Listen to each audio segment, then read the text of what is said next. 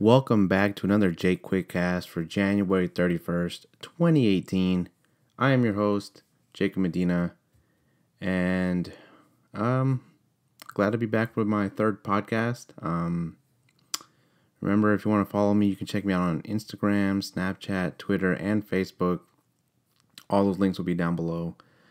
And let's just get straight into it. This past weekend, it was WWE's Royal Rumble pay-per-view, and I didn't really know what to expect going into it, but I just really felt like Roman Reigns was going to win it again, just because, the rumor of him wrestling Brock Lesnar at WrestleMania again for the Universal title again. It just, you just expected Roman Reigns to win.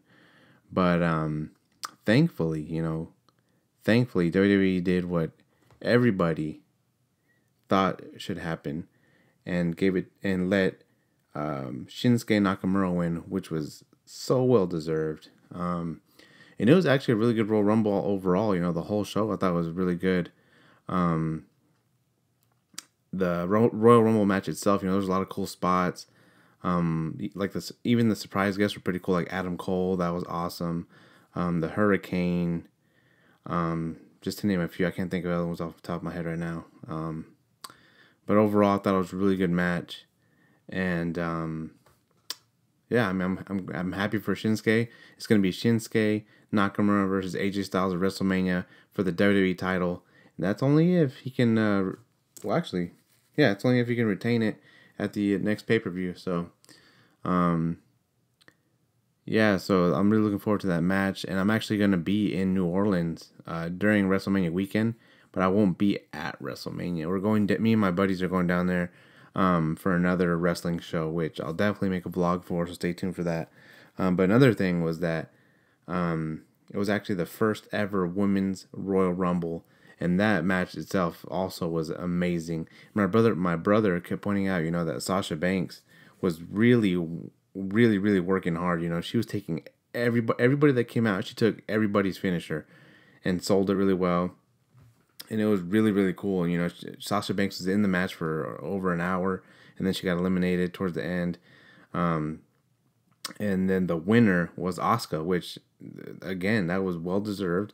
That's who we all wanted to win because she is awesome, man. She's really, really good in the ring. Really, really has, changed the division herself. There's really nobody else like her. And she's pretty brutal in the ring, so I was really happy for her to win. And so it was two, Japanese wrestlers that won both Royal Rumbles, which is really cool. So just look forward to WrestleMania, see what's going on, see who she's gonna face, because there's still one more pay-per-view before WrestleMania, so we'll just look forward to that. Another thing I want to talk about was the show that was the night before, Saturday night, which was NXT TakeOver. And it was really, I just want to talk about the last match, which was Johnny Gargano versus Andrade Cien Almas for the NXT Championship. And let me tell you, I've watched wrestling for 13, almost 15 years. And honestly, without a shadow of a doubt, that was one of the best matches I've ever seen, ever. I highly recommend, if you don't have the WWE Network, maybe go on YouTube, try to find it. But that match was amazing. I've never been so invested in a match in my life. What was so cool about it to me was that the match was really, really even. They kept going back and forth at each other. So many, pinfall attempts, so many finishing moves back and forth. Such hard-hitting moves and stuff. It was so good. And really, it has to be up there, at least in the top two matches of the year already. It was amazing. It's one of those matches where, you only see like maybe once every, 6 months or so. But it was so much more than that. It was amazing. Really, really good match. It sucks that Johnny Gargano lost. Because I know he's been losing, he really has been losing a lot of matches. But it was so cool to see Ciampa come back. Because you remember last year they were a tag team, and he got hurt, but then he turned heel and beat up Gargano. and left, and you had not seen him since. And then right after this match, after Gargano lost, he came out and attacked him with a crutch, which was really cool. So obviously they're gonna feud finally. And let me tell you, Johnny Gargano, he truly is, what his nickname is, Johnny Wrestling. He is amazing in the ring, absolutely amazing. And him versus Ciampa, it's gonna be something. It's gonna be unreal, man. So definitely. If you haven't watched NXT Takeover or the Royal Rumble, I definitely recommend going to watch it. They're both really good shows, but NXT was just amazing. And so just stay tuned. So Blake Griffin of the LA Clippers got traded to the Detroit Pistons for Tobias Harris, Avery Bradley, Boban Marjanovic, a first-round pick, and a second-round pick. So they traded five players for Blake Griffin, which is amazing. I couldn't believe it when he got traded because, I mean, he just signed a 5-year contract and he was playing pretty good. In my opinion, he's pretty injury prone. He gets injured a lot, but that's just because he plays, really hard, plays really rough. But it's just crazy because now, at first DeAndre Jordan, which is the center on the Clippers, wanted to get traded, but he stayed originally for Chris Paul and Blake Griffin on the Clippers. And then this past summer, Chris Paul left and went to the Rockets, which they are on fire right now. Just tonight, James Harden dropped 60 points, 10 assists, and 12 rebounds, something like that. He got a triple-double, which was the first time ever with somebody scoring 60 points or something like that, but that was insane. But back to this. So I remember, the Mavericks, they were going to sign DeAndre Jordan, and I was stoked, because Mavericks is my team. And then turns out that Chris Paul and Blake Griffin, got a hold of DeAndre Jordan, and basically the trade was already done, and then somehow as it was getting done, DeAndre Jordan was in his house or something, and Chris Paul and Blake Griffin wouldn't let him leave without re-signing with the Clippers or something. It was crazy. But, at the end, DeAndre Jordan re-signed with the Clippers, and everybody from the Mavericks was, pissed. They couldn't believe it. And even me, I was like, what? I thought he was signing with us. And the next day I hear that he re-signed with the Clippers, and it was a big fallout. But now it's just kind of funny that, he agreed to stay, and then they didn't really do anything. I don't even think they've ever gotten past the second round of the playoffs. And then I think two years later or a year later, Chris Paul leaves and goes to, the Houston Rockets, which they're easily a title contender now. They're really, really good. And then now Blake Griffin, it wasn't really in his control because he got traded, but it's just kind of funny that now DeAndre Jordan's by himself on the Clippers. So I've been seeing that he's being shopped around, with Lou Williams, which Lou Williams is pretty good. So if somebody's able to get them to, that'd be a good deal.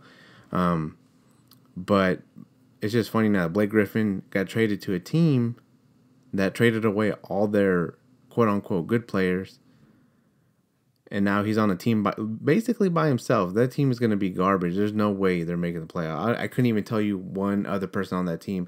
Well, I could, Andre Drummond, but Andre Drummond and Blake Griffin, I think they play the same position, so I'm not even sure what they're going to do. And they're both not very good shooters, so I don't know. But it sucks for Blake Griffin because he's on a 5-year deal, so I don't know if he's able to get out of that or he's going to be stuck with the Pistons for 5 years, and that's unfortunate for him because I think he's pretty good, as far as defense and, getting to the basket, but I don't think he's a very good shooter, just like Andre Drummond. But it's just crazy because Blake Griffin is kind of like this all-star. You think of the all-stars of the NBA, he's an all-star. And now he got traded to one of the worst teams in the NBA, in my opinion. And on top of the fact that they traded away basically all their good players, plus some good picks, just for one player. And then they have a bunch of sorry other people on the team. It doesn't make sense. But, hey, that's why I'm not, it is what it is. So good luck, Blake Griffin. That's all I can say. So the last thing I want to talk about Of course, today's Tuesday. Actually, well, today's technically Wednesday because it's 1 in the morning. But Monday, the 29th, my grandfather passed away. And I haven't really been to work in almost 4 days because I just, you know, I don't really know. There's not much I can do because he's in Mexico. But my mom went out there with my uncle. So they're there now, but there's not really much I can do. But it really, when I heard the news, it really made me think a lot about my grandpa. Because really, I haven't even been to Mexico since I was maybe like, I don't know, 16. So over 10 years ago.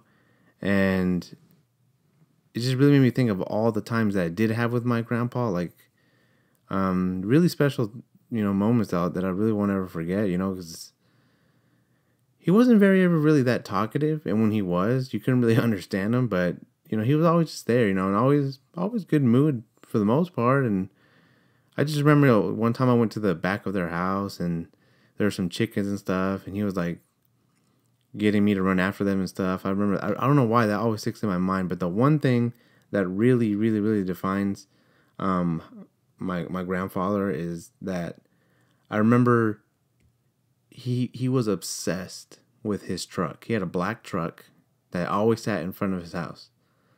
That's the only car they had. It was just a black truck. And every day he'd be out there cleaning it and cleaning it and cleaning it and cleaning it. And he cleaned it so much that some of the paint was coming off. Like, even my mom would tell him, like, you don't have to be out there cleaning it every day. He would watch, the kids come home from school that would walk by and make sure that they weren't, like, messing with his truck or touching his truck and stuff. And it was just funny how obsessed he was with his truck. And then I remember eventually, the tires went flat. Obviously, they live in Mexico. They're poor, so they can't afford, new tires or anything like that. So he just sat there, and basically I would use it like a little jungle gym. So I would jump on it, jump off of it, stuff like that. And then one year, because we used to go down there every, December break from school. One year we went with my family, and my mom got him a brand new truck. I think it was my mom or my dad. I can't really remember, but I just remember my grandfather got a brand new truck to him. It wasn't brand new, but to him it was new. And it was the same thing, the paint was new. It was kind of like a red and tan kind of truck, and it was like an old Ford.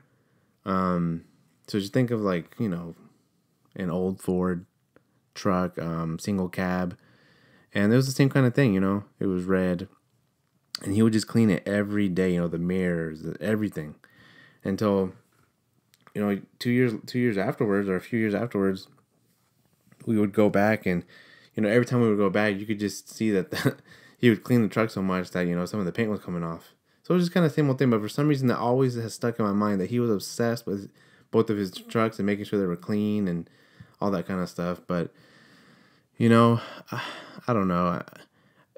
He was 75, according to my mom. She wasn't really sure of his age, but she said around 75 years old.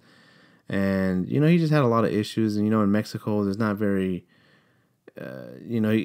he didn't have any really way to go to the hospital. And when he did, it was kind of just like too late. They just basically made him, comfortable. And luckily, my mom got to see him like two or 3 weeks ago. She went out there to see her, my grandfather and my grandmother. And he wasn't all there, but he was still, alive, unfortunately. And she got to see him and, talk to him and stuff.